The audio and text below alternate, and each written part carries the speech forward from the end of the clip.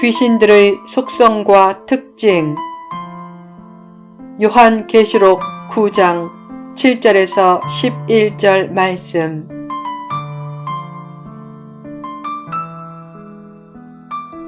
무저갱에서 나오는 황충. 다섯째 나팔 재앙에서 본문 앞 1절에 언급된 하늘에서 땅에 떨어진 별 하나는 사탄을 상징한다.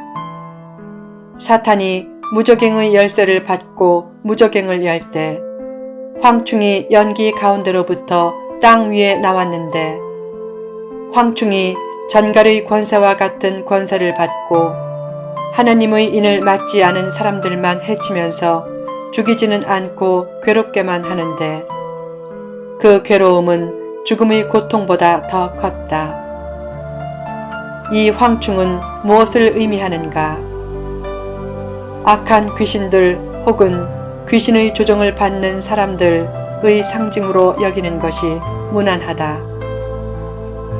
황충들은 전쟁을 위해 준비한 말들 같았다. 전쟁의 재앙을 시행하려고 준비된 귀신들의 모습을 상징한다.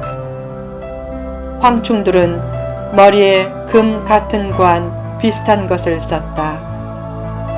금관이란 표현 대신 금관 비슷한 것이란 표현을 쓴 것을 보면 빛의 천사를 가장한 귀신의 속성을 잘 나타낸다.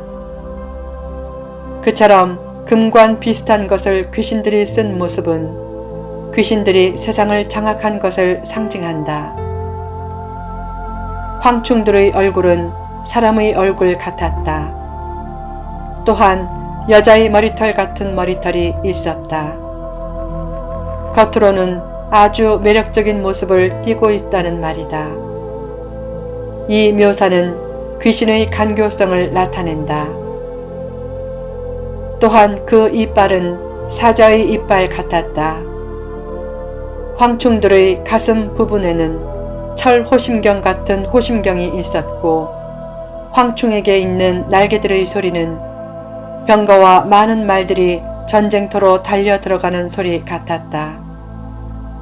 이 묘사는 귀신들의 숫자가 많고 날렵하고 강한 존재임을 나타낸다. 황충들의 꼬리 부분에는 전갈과 같은 꼬리와 쏘는 살이 있어서 그 꼬리에는 5달 동안 사람들을 해하는 권세가 있었다.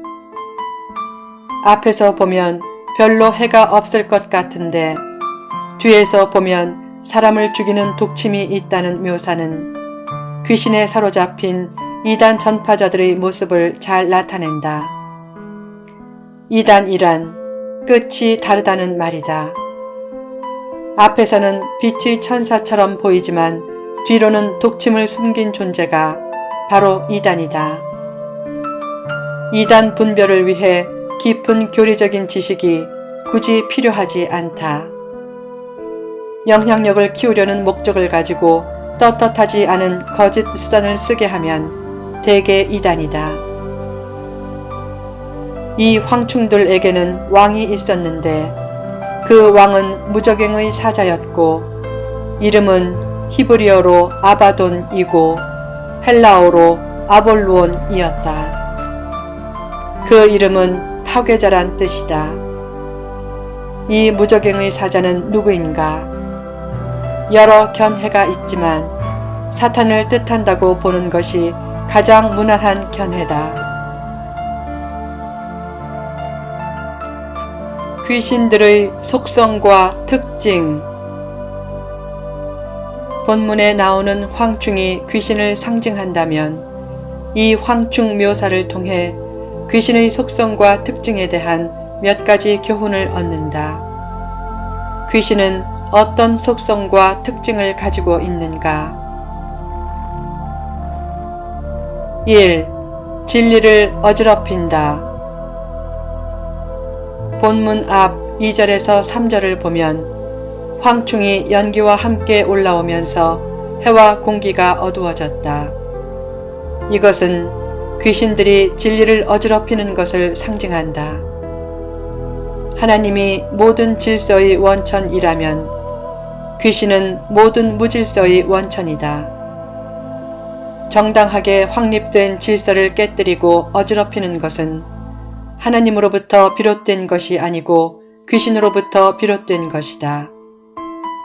그런 의미에서 성도는 예의와 공동체의 윤리 및 공중도덕도 잘 지키면서 세상에서도 빛과 소금의 역할을 다해야 한다. 하나님의 말씀이 주어진 가장 위대한 목적이 무엇인가? 진리를 통해 영적인 질서를 세우는 것이다. 귀신이 추구하는 가장 큰 목적이 무엇인가? 거짓 진리를 통해 영적인 질서를 깨뜨리고 파괴하는 것이다. 말씀에 힘써 순종하려는 순종의 영성은 무엇보다 중요한 것이다. 입으로 말하는 것을 조금 더 줄이고 귀로 듣는 것을 조금 더 늘리면서 말씀 중심적인 삶을 체질화시킬 때 귀신들의 공격에 대한 방어벽은 더욱 견고해진다.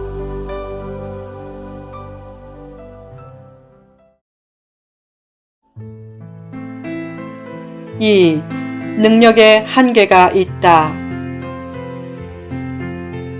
귀신들이 하나님의 인맞은 자는 해할 수 없었다.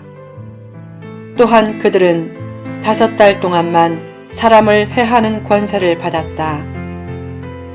귀신들은 대단한 것 같지만 능력과 시간의 제한을 받는 존재다. 즉, 사탄이 큰 능력을 발휘해서 세상을 뒤집을 것 같아도 모든 사건들은 하나님 손길에서 철저히 통제되고 있다. 그러므로 어떤 사건을 만나도 용기와 담대함을 잃지 말라. 귀신들은 내적인 생각과 소리를 통해 성도를 끊임없이 연약하게 만들려고 할 것이다. 그때 두려워하지 말라. 귀신은 성도를 어떻게 할 수 없다. 하나님은 귀신들이 성도를 좌지우지 못하도록 능력의 품으로 품어주실 것이다. 성도의 운명은 오직 하나님만 바꾸실 수 있다. 계속 믿음 안에 있으면서 최선을 다하면 전능하신 하나님이 반드시 최상의 길로 이끌어 주실 것이다. 하나님 안에 있으면 귀신의 직접적인 도전도 이겨낼 수 있지만 귀신의 세력에 붙잡혀 나쁜 것에 중독된 상태도 극복할 수 있다. 하나님은 이전에 탐닉했던 잘못된 쾌락과 일탈 행위들도 극복하게 하시고 늘 고민거리였던 성격 문제와 가정 문제와 사회적인 갈등 문제도 극복하게 해주실 것이다. 아무리 심한 귀신들의 공격이 있어도 하나님이 대신 싸워주시면 성도는 궁극적인 의미 및 상징적인 의미에서 손가락 하나도 다치지 않을 것이다. 3. 속임수의 천재다. 귀신은 사람이 아니면서 사람 모양을 했다. 사람을 볼 때 겉모습만 보고 미혹되지 말고 화려한 능력과 은사를 자랑하는 사람은 극히 주의하라. 그런 사람을 시기하고 질투해서 그런 주장을 하는 것이 아니다. 화려한 능력과 은사를 자랑하는 삶에서 예수님의 향기가 잘 느껴지지 않는다는 사실을 아는 데에는 탁월한 분석력이 필요한 것이 아니라 지극히 상식적인 얘기다. 사람들은 귀신하면 머리를 풀어 헤치고 입에서 피를 흘리는 처녀 귀신 같은 모습을 연상하며 귀신은 징그럽고 시꺼멓고 무섭게 생겼다고 여긴다. 또한 사탄은 얼굴에 뿔이 달려있고 눈은 11시 5분처럼 생겼고 콧구멍은 굴뚝같이 생겼고 입에는 날카로운 송곳니가 있는 것으로 상상한다. 그러나 성경은 사탄이 자신을 광명의 천사로 가장한다고 했다. 귀신들은 변신술과 속임수의 천재다. 결국 말이 아닌 삶을 보고 판단하는 태도는 사탄의 손길에 미혹되지 않는 가장 기초적인 태도다. 4. 모든 싸움의 주범이다. 본문 11절을 보라. 그들에게 왕이 있으니 무저갱의 사자라. 귀신에게도 왕이 있고 계층이 있다. 에베소서 6장 12절에는 이런 말씀이 있다. 우리의 씨름은 혈과 육을 상대하는 것이 아니요. 성도의 씨름은 육체를 상대하는 씨름이 아니라 육체의 배후에 존재하는 귀신과의 씨름이다. 모든 유혹과 다툼과 무질서에서 드러나지 않는 주범은 바로 귀신이다. 귀신은 내면으로 침투해 각종 이간질을 주도해 영혼을 무너뜨린다. 또한 그 목적을 이루려고 조절 능력을 상실한 감정과 마음을 이용한다. 싸움에서 사람을 대상으로 싸우려고 하면 무조건 지는 게임이 된다. 살다 보면 심한 짜증과 분노를 표출할 때가 있다. 그때 그 마음과 감정을 뒤흔드는 주범에게 당하고 있는 것은 아닌지 인식할 줄 알아야 한다. 사람 자체가 나쁜 것이 아니라 죄에 속박되는 것이 나쁜 것이고 주범이 마음판을 휘젓도록 방치하는 것이 나쁜 것이다. 어떻게 죄에 속박되지 않고 귀신에게 농락되지 않는가? 하나님 품으로 더욱 가까이 가야 한다. 귀신은 성도가 하나님 품으로 가까이 가는 것을 가장 싫어하기에 어떻게 하든지 자기 밑에 두려고 한다. 그래서 내면의 영적 전쟁이 지금도 벌어지고 있다. 귀신들이 우는 사자처럼 성도를 해치려고 할 때 자기 힘만으로는 귀신을 이길 수 없다. 영적인 전쟁에서 승리하려면 예배, 기도, 감사, 나눔 등의 삶을 통해 하나님께 더욱 가까이 가려고 하라.